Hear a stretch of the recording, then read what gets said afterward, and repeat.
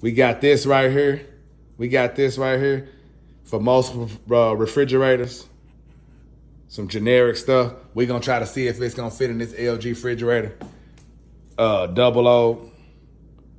Let's see. Let me tell you what it says. Okay, so if the refrigerator looks like this, let's just find a filter. I'm gonna look for it right there. This thing right here. You press this in, push this tab, release. Take out the old filter, pull it down. Okay, so it says up top, start, stop. Okay, see how we did that? Bam. Let's get it up in there. Okay, so this is how it looks after you get it out.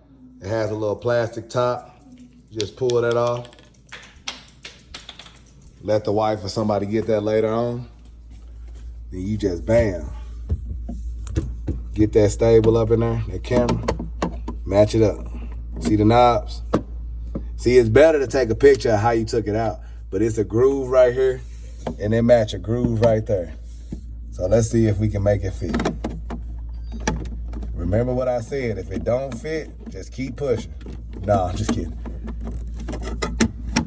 All right. Okay, there we go. Push it up.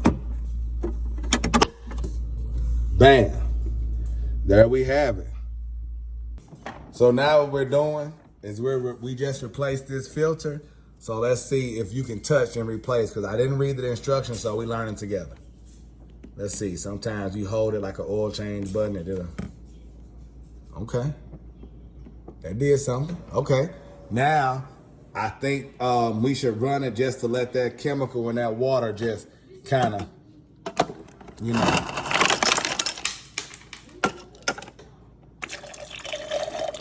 See how that's squirting out?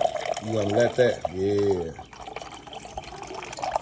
So I like to take out about at least a half a gallon to a gallon of this water, up to all the way up to 5 gallons, just depending on how you feel. So this water's kind of cloudy right now, but it will clear up.